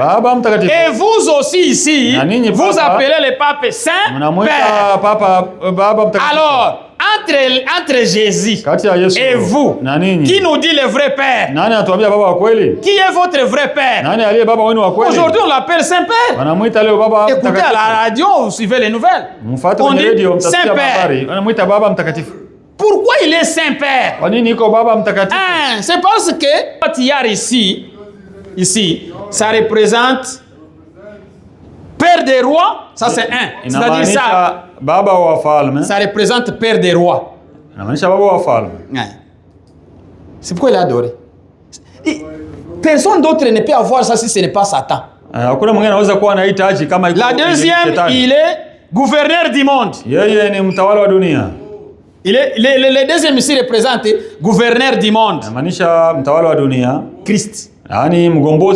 C'est lui le représentant. Quand vous voulez adorer, c'est lui qui représente Jésus. C'est le pape. C'est pourquoi il est l'antichrist lui-même là. C'est le pape. Ok, on n'a pas encore fini. D'autres interprétations évoquent l'église militante. C'est-à-dire une église qui lutte, qui intercède. Une église souffrante et triomphante. Ou encore, ça signifie prêtre, padiri, prophète, nabii et roi. Les trois tiers ici, ça représente qu'il est le roi des rois. Il est le gouverneur du monde. Et il est le représentant de Christ. C'est ça, c'est que je vous parle. Allez même à l'internet, ça y est. Ça, ce n'est pas inventé. C'est ça, c'est qu'ils ont ça à Rome. Sur leur son, partout, ils ont ça. Alors,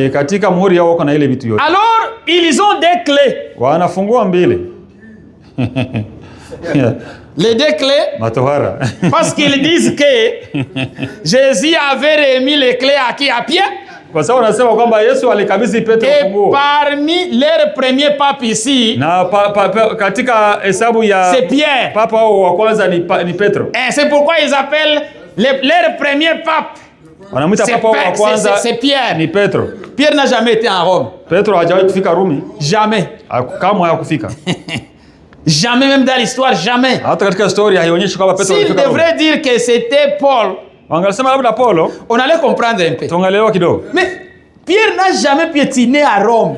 Mais ils disent que c'était leur premier pape. Admettons d'abord, il était marié. Dans la Bible, elle nous dit Jésus avait visité sa belle-mère. Alors, mais leur premier pape était marié. Mais enseigne que les papes ne doivent pas être mariés. Mais est-ce qu'ils sont toujours dans la même doctrine? C'est pourquoi ils ont des doctrines des démons. C'est pourquoi la Bible dit, frère Jean, lisez pour nous Apocalypse 18.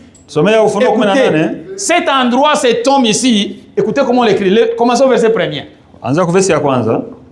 Si vous trouvez ça, vous me dites. Les deux clés, ce sont les clés que Jésus a remis à Pierre. Oui, lisez le premier verset. Après cela, j'ai vu descendre du ciel un autre ange qui avait une grande autorité. Oui. Et la terre fut éclairée de sa gloire. Alléluia. Il cria d'une voix forte. D'une voix forte. Elle est tombée. Oui, Babylone la grande, c'est toujours la femme là. Elle est devenue une habitation de démons. Écoutez, allez là-dedans. Frère, elle est devenue une habitation de quoi? De démons. Si vous voulez chercher les démons, si vous cherchez les démons, vous savez où les démons demeurent? Allez au Vatican. Elle est devenue une habitation. C'est là où les démons habitent. Un repère de tout esprit impie. Un repère de tout esprit impie. Vous savez les repères c'est quoi? Ngome. Ngome. Les repères, laissez-moi vous expliquer un repère. Un repère c'est un endroit qui fait peur. Là où les gens ont peur, ils ne veulent pas y aller. C'est un endroit, un coffre où habitent toutes choses mauvaises. C'est le Vatican. Un refuge de tous les démons. C'est là-bas. Amen. Un repère de tout esprit impie. Continue, frère. Un repère de tout oiseau impie et odieux. Continue un peu. Parce que toutes les nations ont bu du vin de la prière de son impudicité. Alléluia. Et que les rois de la terre se sont livrés avec elle à l'impudicité. Et que les marchands de la terre se sont enrichis par la puissance de son luxe. C'est vrai, c'est vrai, c'est vrai. Même les marchands, les business, ces gens qui font les business. Frère, il a l'or, il a tout, il est riche. Quand je lisais quelque chose, ils ont en train de dire Benoît XVI. Il a été reconnu pour une chose. Il a rétabli la banque comme ils avaient 6 billions. Il est connu pour ça. Un homme comme celui-là. Ils ont ces clés ici. Disent que non, Jésus avait laissé les clés à Pierre. Pourquoi céder? Et ils ont des couleurs différentes. Il y a une couleur en or et il y a une autre clé en argent. Que Dieu bénisse frère. Le français c'est encore là. En or et en argent. Ceci en or, ça représente la puissance du ciel. C'est ça ce que je vous dis. Vous pouvez même les trouver partout. Ça représente la puissance du ciel. C'est pourquoi ils ont, parce que vous savez, l'or représente le royaume. C'est un signe du royaume. C'est un symbole qui symbolise la royauté. C'est ça l'or. Et ici, l'argent, ça représente la puissance sur la terre. C'est ça. Ça veut dire que ce que vous fermerez au ciel, même si la terre est ouverte et fermée, ce que vous fermez sur la terre, c'est fermé aussi au ciel. C'est ça les significations. Est-ce que c'est vrai? Ils n'ont pas seulement ça, ils ont aussi cette corde. Si c'est scroll up, ok. Cette corde ici est rouge. Il faut qu'ils aient la couleur rouge. Parce que le dragon est rouge. Et il faut qu'ils aient quelque chose en rouge. Ça signifie quoi? Ça signifie une union de la puissance spirituelle et temporaire. C'est-à-dire, ils ont une puissance qui est spirituelle et aussi temporelle. Ils ont aussi ça. Ça signifie puissance de lier et de délier. Ça. Ils ont cette puissance de lier. Ce n'est pas étonnant qu'on l'appelle Saint-Père. Non, non. C'est normal. Parce qu'il est le gouverneur du monde. Il est le roi des rois. C'est lui qui contrôle tous les rois. Ça c'est vrai, c'est lui. Parce que tous les rois de la terre se sont enivrés par le vin de son impudicité. Il leur enseigne quoi faire.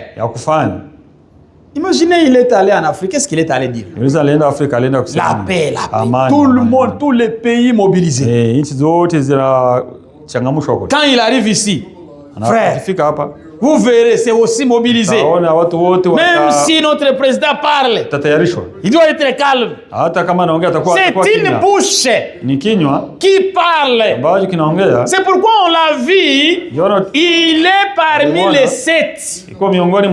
C'est ça ce que dit la Bible. La petite ville là, la cité là, le Vatican. C'est une ville Ni moja qui est au milieu des autres villes, ambao uko miongoni mwa miji mingine, mais qui est assise ambao nakaa sur 7 collines. nakaa kwenye vilima saba. Quand j'ai vérifié les 7 collines, Wakati nichunguza ile vilima j'ai dit, mais le saba, Vatican n'est pas sur l'une de cette colline. mbona haiko kwenye ile vilima? Ah, on m'a dit, l'histoire a dit que Historia inaniambia quand on avait démoli wakati walibomoa la première qu'on appelle Saint-Pierre Basilica, c'est comme on l'appelle, leur cathédrale là. wakati walibomoa ile kanisa lao la kwanza, La première cathédrale était bâtie sur l'une de 7 collines. ilikuwa inajengwa kumoja zile ya ile vilima. Alors en 1929, Mwaka wa 1929 quand ils avaient adopté qu'on va laisser cette partie, on l'avait cédé une autre part.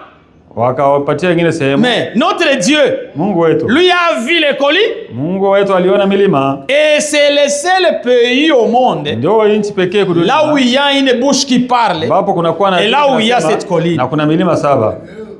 On peut dire les États-Unis, le Washington. Washington n'est pas bâti sur cette Sema colline. Washington haijengwi kwenye milima Si on saba. peut compter, on a seulement Capitol Hill Tunasema kuna Capitol Hill et on a aussi Meridian Hill. na tuna Meridian. Et il y en a quelques deux ou comme ça. Au mbili tatu. Mais le seul endroit, sehemu pekee quand on parle de l'Antichrist, wakati wanaangalia il faut tourner vos regards naomba mugeuze macho vers le Vatican. muangalie Vatican. Le Vatican, quand cette bouche parle, wakati ile kinywa naongea, il faut faire attention. fanya angalisho. Il dit que, Frère Jean, lisez encore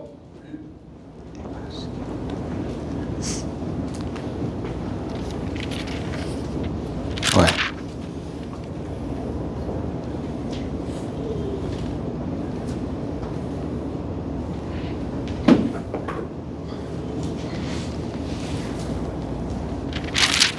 Ça doit être Jean et Apocalypse chapitre 18.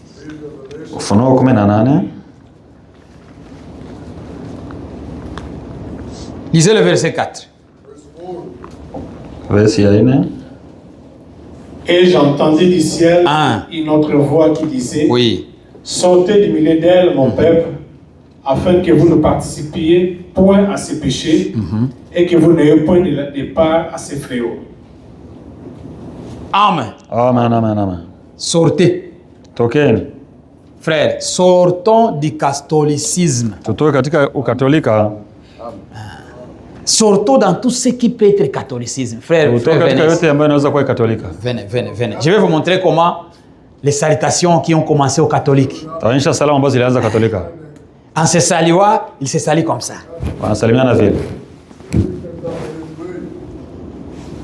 Ça, c'est une salutation catholique. Il faut éviter. C'est un signe de croix. Oui. Ce sont des choses qui ont commencé aux catholiques. Ils vont commencer à s'embrasser comme ça. Ce sont des signes catholiques. Ce sont eux qui se saluent comme ça. Ils font de telles salutations pour marquer qu'on est vraiment, on fait le signe de la croix. Sortons dans tout ce qui est du catholicisme. Évitez de ne pas croire correctement. Parce qu'il y a quelqu'un sur la terre qui contrôle la terre. Ils ont tout ça. Il y a des versets ouverts pour les couronnes. Ils ont 3 couronnes. Tout ça. Cette bête qui est assise sur cette colline, elle est aussi assise sur beaucoup d'eau. C'est ça la première écriture. Première écriture qu'on a lu. Beaucoup d'eau signifie quoi? Lisons la définition de la Bible sur le beaucoup d'eau.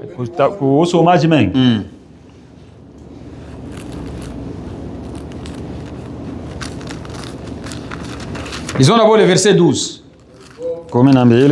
Les 10 cornes que tu as vues sont 10 rois qui n'ont pas encore reçu le royaume. Alors, la bête, c'est quoi? La bête aujourd'hui, c'est l'Union européenne. C'est pourquoi, can you bring back the image? Comme vous n'avez pas trouvé l'autre là.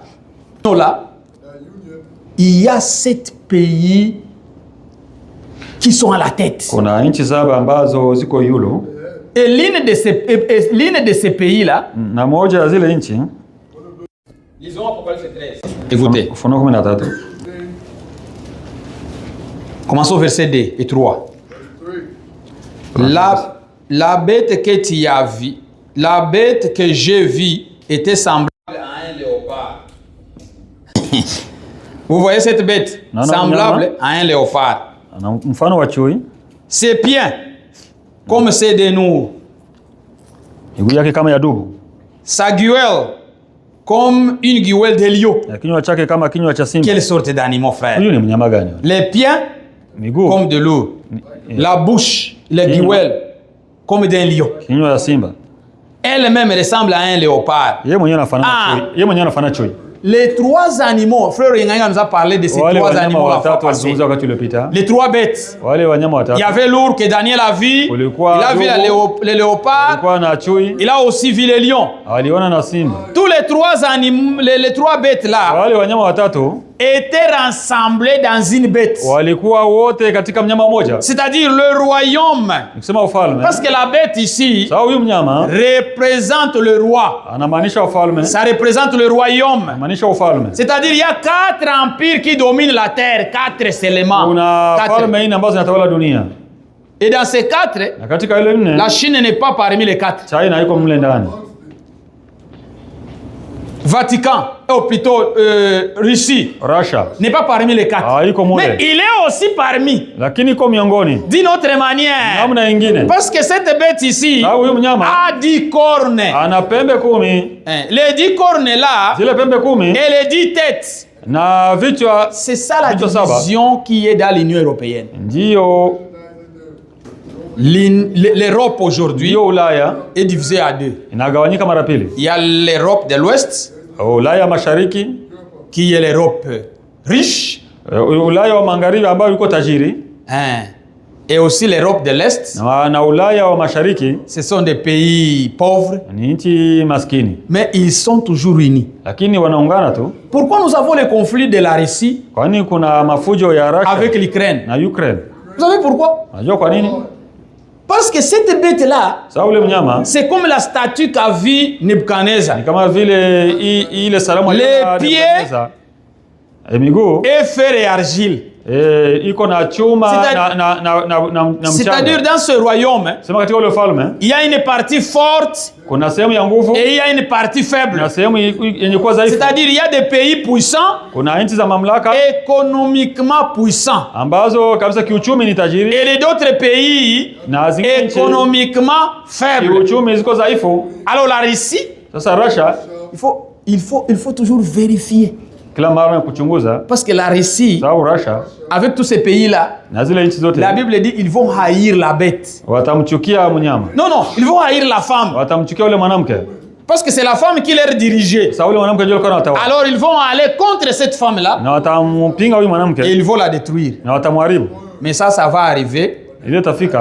On est déjà au ciel. Malheur à ceux qui vont rester.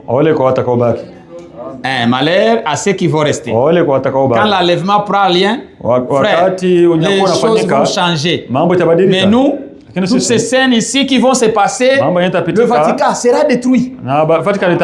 Vatican sera détruit. Ce qui va détruire le Vatican, c'est la Russie, avec tous ses alliés. Parce qu'il va les amener premièrement ensemble pour aller combattre Israël.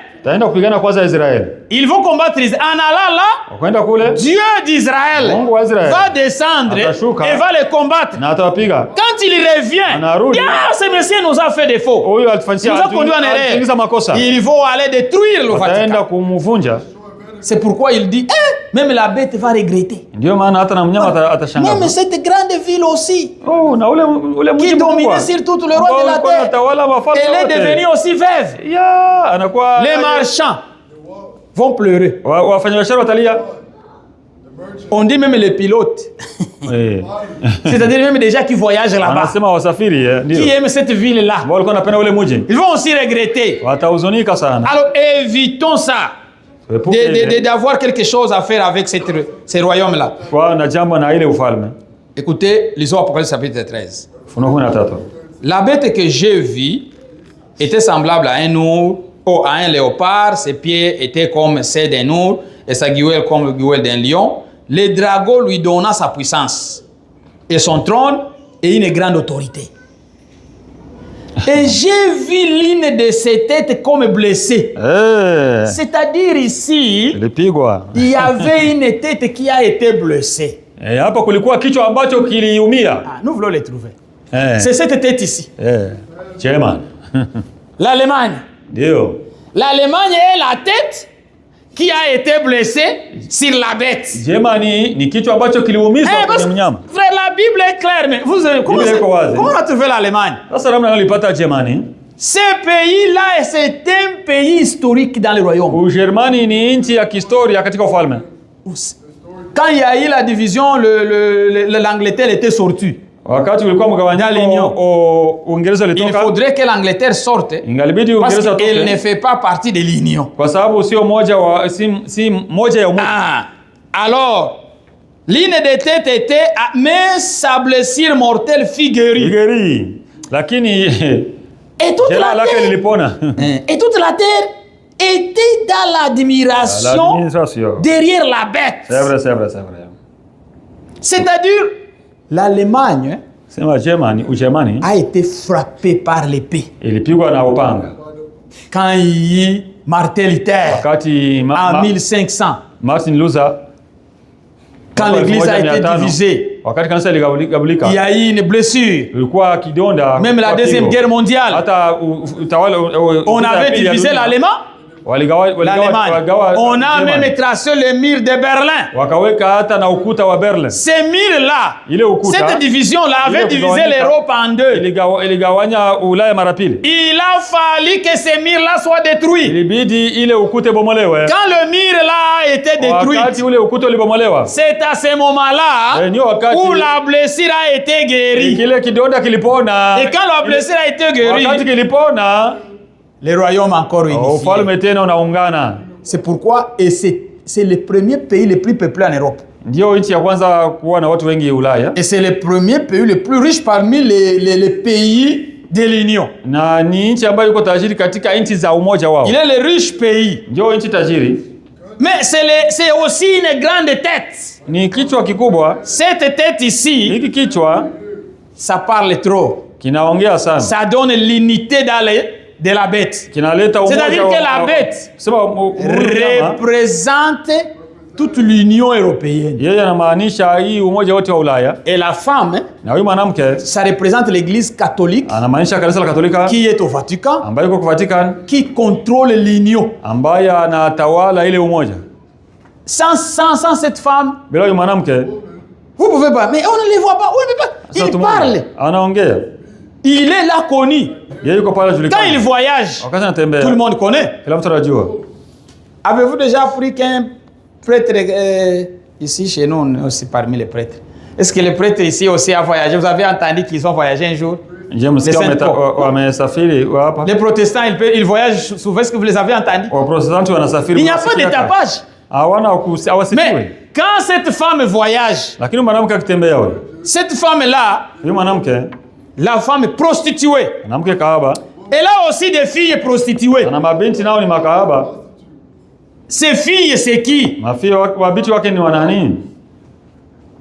Est-ce que aussi il a aussi des filles parmi les gens des soi-disant du message? Ceux qui disent que Branham est Dieu. Frère, ils adorent Branham. Est-ce qu'il y a une différence avec ceux qui adorent Saint-Père? Ils sont leurs filles. Même s'ils ne peuvent pas les reconnaître. Ils le sont aussi. Nous avons un seul Dieu. Jésus-Christ est notre Dieu. Nous avons un seul Père et il est au ciel. Jésus a dit aux disciples, quand vous priez, notre Père qui est aux cieux, que Que ton nom saint soit sanctifié. Jina lako litakatifu litukuzwe. Il y a un autre qui vient, Mwingine anakuja qui dit qu'il est aussi Saint-Père. anasema naye ni Baba Mtakatifu. C'est pourquoi Jésus, sachant cela, Maana Yesu akijua ile il a exhorté les disciples. alionya wanafunzi. Lisons cette exhortation. Soma ile onyo. Dans Matthieu chapitre 23. Mathayo 23. C'est vrai. Matthieu chapitre 23. Jésus a exhorté les disciples. Ndio.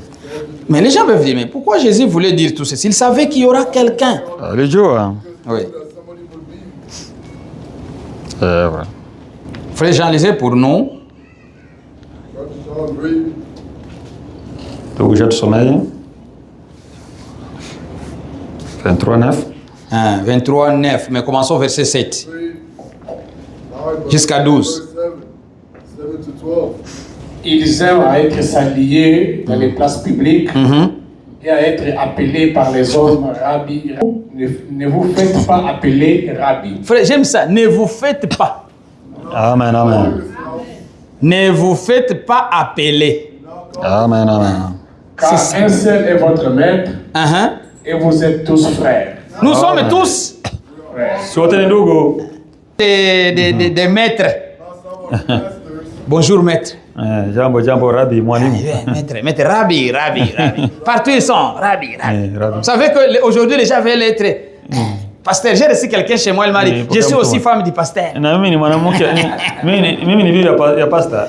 Mais vous la regardez, Kimwangalia. j'ai dit, la femme du pasteur. Mke wa mchungaji. C'est comme... Mais j'ai compris parce qu'elle a aussi elle a aussi passé dans les liens de l'endroit là, le repère de tout oiseau impie. Nikaelewa sababu alipita katika ile ngome ya kila ndege mchafu. Coloré. Des peintures partout. Mapambo fasi yote. Vous savez frère, c'est méchant de faire les choses là, vous le savez. Vous voulez vous mettre des peintures. Ça c'est une méchanceté. Ile ni ubaya. Ça veut dire que tu corriges Dieu. Unamaanisha kwamba unamsahihisha Mungu. Quand vous enlevez les sourcils ici, vous mettez les trucs. C'est un signe qui dit que vous corrigez Dieu. Tu m'as mal fait. Vous commencez à mettre des ongles comme ça. Vous dites, Dieu, j'allais avoir des ongles en rouge. Il y a une écriture dans Jérémie qui dit ça. Continuez frère, continuez. On risque de ne pas terminer ici. Terminons ici. N'appelez personne sur la terre votre Père. N'appelez personne sur la terre votre Père. Amen, amen. Car un seul est votre Père, celui qui est dans le ciel. Amen. Amen. Amen. Ne vous faites pas appeler directeur, car un seul est votre directeur, le Christ. Le plus grand parmi vous sera votre serviteur. Amen, amen, amen. Quiconque se lèvera sera abaissé, et quiconque s'abaissera sera élevé. Amen. Amen. Amen. Ne vous faites pas appeler. C'est-à-dire, c'est pourquoi même ici, je vous dis souvent, vous qui venez ici, pourquoi m'appelez-vous pasteur? Ne m'appelez pas pasteur. Je le suis pour vous. Mais ce n'est pas une appellation. On ne nous a pas dit de s'appeler comme ça. On nous dit de nous appeler. Nous sommes tous frères. Mais ils veulent. Ils veulent qu'on les appelle. Moi, je ne fais pas ça. Et ne le faites pas. Il veut qu'on les appelle. Être salué. Bonjour pasteur. Bonjour docteur. Bonjour évangéliste. Non, je ne suis plus évangéliste. Je ne suis plus évangéliste. J'ai monté les lèvres. Je suis devenu révérend. Ne m'appelez plus comme ça. C'est moi le révérend pasteur. Bishop. Fais-le-moi bishop. Frère, il aime ça. Mais non, moi je n'aime pas ça. Alors comme je ne l'aime pas, ne me dites pas, non c'est vrai frère, c'est ça. Non. Moi je ne l'aime pas. Il les appelle papa. Vous les frères, laissez papa. Baba. Frère, il y a celui qu'on appelle pape. Papa. Vous savez ce que signifie pape? Pape c'est en latin. Ni katika Kilatino. Et vous savez, même Cette femme ici, Huyu mwanamke il a aussi un pays, il y a une langue. Il fait tout en latin. anafanya yote katika Kilatino. Mais aujourd'hui, latin, c'est une langue morte. Lakini kwa la sasa Latino ni lugha il garde toujours ça. Lakini anailinda. Tout il fait en latin. Yote anafanya katika Même Kilatino. s'il le fait en Swahili. Hata anafanya katika Kiswahili. Mais ils ont les termes, ils ont la stratégie. Oh non, dit Père. Sauti ya Kilatino. Ils ont la voix latine. Sauti ya Kilatino. Au nom du Père, du Fils, du Saint-Esprit. Amen. Jina la Baba, na la Mwana, na la Roho Mtakatifu. Ce sont des termes de là-bas. Ils ont toujours le latin. Jusqu'à présent, même si ce n'est pas une langue qu'on parle, vous ne trouverez pas même 10 000 personnes qui parlent le latin. Mais dans leur culte, au Vatican, c'est le latin qui est. Tout est fait en latin. Et pour que vous soyez là, vous devez apprendre le latin. Mais le latin, c'est une langue morte aujourd'hui. Mais ils le gardent toujours.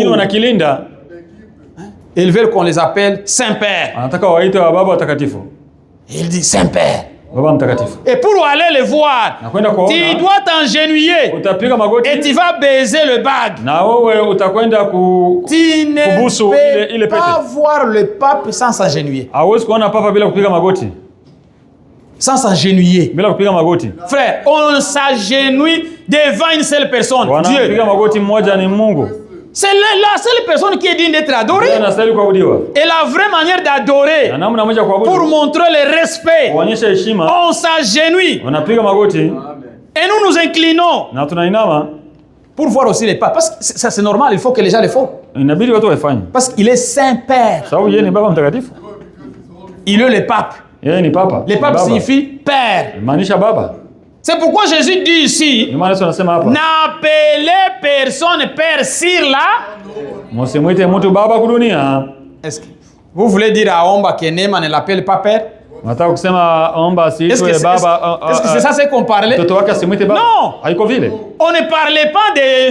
On parlait des choses spirituelles. On parlait des choses spirituelles. Et il y a un monsieur qui s'élèvera, qui viendra dans son propre nom.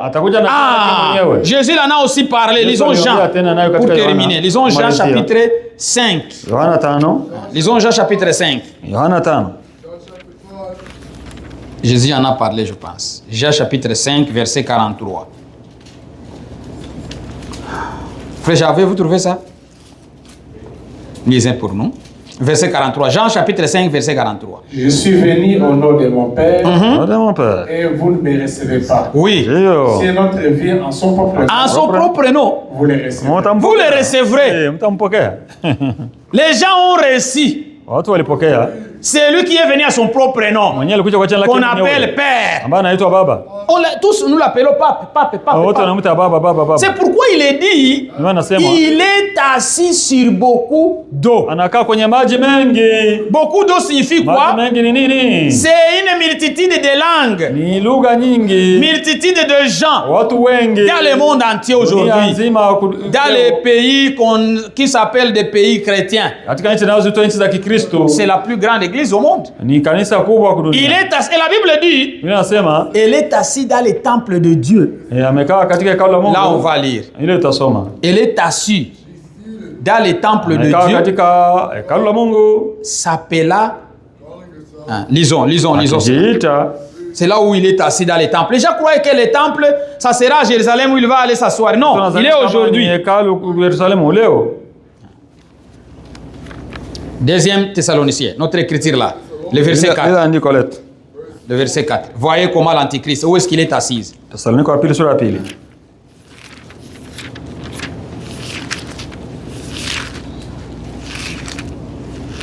Frère Joseph, lisez aussi pour nous. Frère, donnez le microphone à Frère Joseph, qu'il lise pour nous. Verset 4. Deuxième Thessaloniciens, chapitre 2, verset 4. L'adversaire qui s'élève au-dessus de tout ce qu'on appelle Dieu, ou de ce qu'on adore, jusqu'à s'asseoir dans les temples de Dieu. Il est assis dans les temples de Dieu. Se proclamant lui-même Dieu. Il s'élève au-dessus. atakuwa juu. De tout ce qu'on adore. De tout ce qui s'appelle Dieu. Qu'est-ce qu'est le temple de Dieu? Frère Jean, frère Joseph, lisez encore pour nous. 1 Corinthiens chapitre 3. Lisez le verset 9 et verset 16. Terminer par là. On va s'arrêter là pour aujourd'hui. Lisez le verset 9, aussi sauter au verset 16. Car nous sommes ouvriers avec Dieu. Vous êtes les champs de Dieu. C'est-à-dire si Dieu habite, il habite à nous. Amen. Verset 16. Ne savez-vous pas que vous êtes le temple de Dieu et que l'Esprit de Dieu habite en vous? Verset 17. Si quelqu'un détruit le temple de Dieu, Dieu le détruira, car le temple de Dieu est saint et c'est ce que vous êtes. Amen. Amen, amen. Lisez frère en Swahili. Hamujui ya kuwa ninyi mmekuwa hekalu la Mungu na ya kuwa Roho wa Mungu anakaa ndani yenu? Kama mtu akiliharibu hekalu la Mungu, Mungu atamharibu mtu huyo. Ndio. Kwa maana hekalu la Mungu ni takatifu, ambalo ndilo ninyi. Lisez aussi le verset 9. Verset 9. Maana sisi tu wafanyakazi pamoja na Mungu. Ninyi ni shamba la Mungu, ni jengo la Mungu. Amen. Amen. Il est dit, il est assis dans les temples de Dieu. C'est-à-dire, il est assis. Pourquoi il est assis sur beaucoup d'eau, dans beaucoup de cœurs? Il est adoré. Les temples ici qu'on parle, les temples de Dieu, les temples de Dieu. Chaque écriture a double accomplissement. Quand on bâtira les temples à Jérusalem, je ne pense pas les temples ici qu'on est en train de parler, que ça se réfère au temple de Jérusalem. Ça se réfère des cœurs de gens. Il est adoré. Il est honoré. On l'appelle Saint-Père. C'est quelqu'un qui ne peut pas faire de péché. Quand quelqu'un est saint, il est le gouverneur du monde. Il a la clé de fermer, d'ouvrir. Il a même la clé de purgatoire. Frère, si vous savez, le purgatoire. Quelqu'un meurt, il ne part directement en enfer. Ils ont un endroit où il est réservé. Quand mon père est mort pécheur, j'ai donné la vache. C'est pourquoi ils sont riches. Ils vendent tout. Les chapelets, ils vendent. La prière, ils vendent. Frère, tu ne peux pas aller bénir les mariages, n'est-ce pas, frère? Il faut donner l'argent.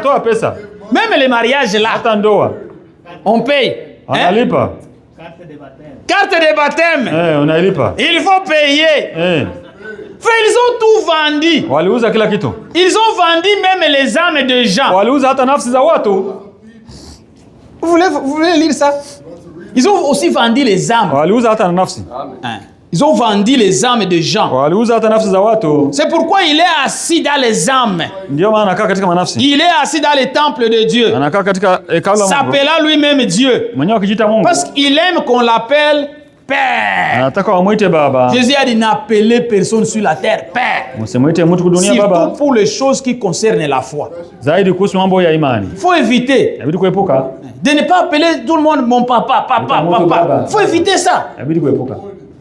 Par respect, oui, frère, si vous m'appelez frère, est-ce que ça ne m'honore pas? Non, j'ai un frère dans ces messages. Il s'appelle Docteur Tel. Vous suivez, vous qui êtes en ligne en tout moment. Il s'appelle Docteur. La Bible dit ne vous faites pas appeler Docteur. Vous avez un seul docteur? C'est Jésus. Comment moi je vais m'attribuer ce titre que moi je suis docteur? Et vous commencez à m'appeler Docteur Michael. C'est quelle sorte de docteur? Dans les choses de Dieu, il faut éviter, frère. Il y a des choses à éviter. Nous montrons, nous te respectons. Il faut respecter la parole.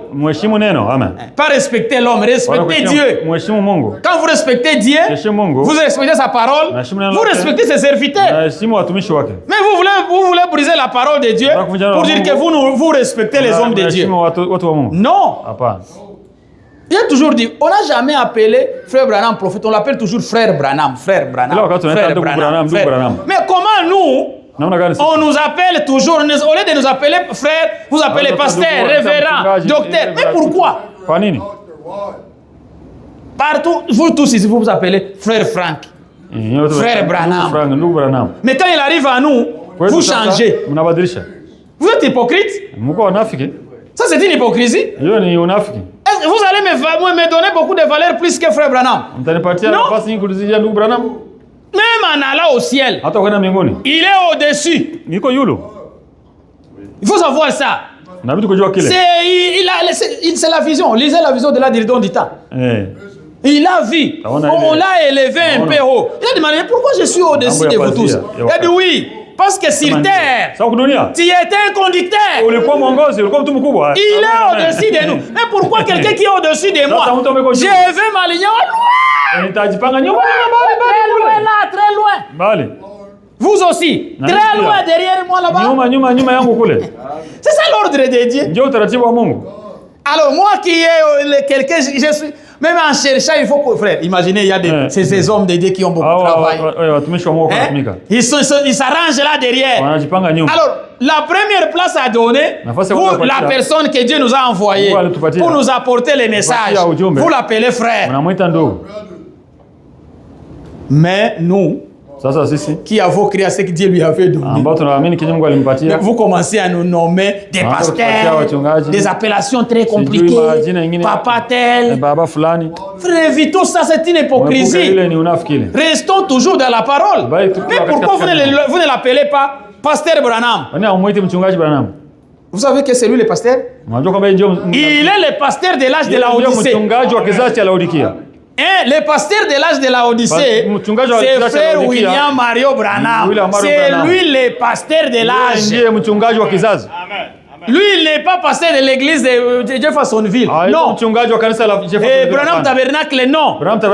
Il était le pasteur de l'âge. Tout pasteur aujourd'hui, ils doivent aussi se référer d'abord au premier pasteur de leur âge. Et le pasteur de notre âge, c'est frère Branham. Les pasteurs des nations, de toutes les nations, c'est Paul. Même Branham, son pasteur, c'est Paul. Parce que lui était le pasteur de là, était le pasteur de tous les âges, de toutes les nations. C'est pourquoi au-delà du rideau d'Ita, il a posé la question. Est-ce que Paul et Pierre, c'est le jugé? Ils ont dit oui. Il a dit je suis dans la joie. S'ils seront jugés, s'ils passent avec leurs gens, moi, avec tous ceux qui ont crié à ce que j'ai prêché, nous entrerons des milliers de voix. Vos voix étaient là. Ils ont crié c'est sur cela que nous sommes reposés. Vous voyez ça? Cet homme-là, vous les appelez des frères. Mais vous arrivez aujourd'hui, un petit groupe comme vous. Un petit groupe restreint. Vous commencez à nous appeler pasteur, évangéliste, docteur. Frères, restons des frères et des sœurs. Cela est suffisant. Cela règle la question. Ça ne nous diminue pas. D'ailleurs, ça nous honore. Parce que quand vous honorez Dieu, vous nous honorez aussi. Alors, restons des frères. Évitons le langage de cette bête. Ne buvez pas dans cette coupe ici. Cette coupe est rempli de fausses doctrines. Saint-Père, c'est ici. Au nom du Père, du Fils et du Saint-Esprit. Les baptêmes trinitaires ici. Les crimes. Parce qu'il est dit que tous les crimes qui ont eu lieu sur la terre. Écoutez. Lisons les derniers versets. Ça, c'est trop bien. Chapitre 18. Écoutez. C'est une femme cruelle. Le dernier verset. Apocalypse chapitre 18, verset 24. Et parce qu'on a trouvé chez elle les sangs des prophètes et de tous les saints, et des saints et de tous ceux qui ont été égorgés sur la terre. Frère, qui a tué tout le monde? Qui tue les gens aujourd'hui en Iran? En Iran. Oh, ici, au Congo, parlons du Congo. Qui tue les gens au Congo? C'est cette femme ici. Parce qu'il a cette coupe. Quand il verse un peu à Kinshasa, à Tshisekedi, et il verse aussi à Nanga, il y a des tueries qui se font. Il parle, c'est une bouche ici. Tous les crimes qui ont eu lieu sur la terre. Quand on fusille les gens ici aux États-Unis, si vous regardez les gens, ils partent à l'église. Les policiers là qui tuent les gens ici, on a tué les gens. C'est ce sont eux. Quand vous regardez les traites des Noirs, quand on a fait amener les gens en Afrique, vous savez ce qui facilitait les traites des Noirs? C'est l'église catholique. Vérifiez ça en ligne, vous verrez ça. C'est lui qui facilitait. Il était dans le pays là, vous croyez, il fait tous les mal, tous les péchés, tous les crimes. Il est responsable. Elle est responsable. C'est-à-dire la ville là, faites attention. Tout. Ce n'est pas moi, c'est la Bible qui le dit. Vous direz que c'est frère Michael. Non. Et tous ceux qui ont été égorgés sur la terre a été trouvé chez elle. Les gens qui meurent en Haïti, frère Patrick, tous les gens qu'on tue là en Haïti, là, ces gens-là, cette femme-là, elle est responsable. Tous les gens qui meurent partout là où il y a des conflits, des guerres, elle est concernée, elle est impliquée. Alors faites attention. Comprenez c'est quoi l'antichrist. Aujourd'hui, elle travaille en secret. Elle fait les choses en secret. C'est seulement vous et moi qui les connaissons. Mais le reste du monde ne les connaît pas jusqu'à ce que nous serons enlevés. Jusqu'à ce que l'église parte. C'est à ce moment-là qu'on saura ouvertement. Ce que nous parlons ici aujourd'hui, c'est faux. Ils sont des menteurs. Comment l'église catholique peut être l'antichrist? Comment les papes? Avec tout ce qu'il fait là, vous l'appelez antichrist. Vous n'êtes pas, on peut vous lier, on peut vous montrer. Mais c'est ça la vérité. Elle est assise sur cette colline. Elle contrôle les rois de la terre. Qui autre pays qui contrôle les rois? Quelle autre église? Parce qu'on parle, c'est une femme. Et la femme représente l'église. Alors, quelle autre église qui contrôle tout? Que Dieu vous bénisse.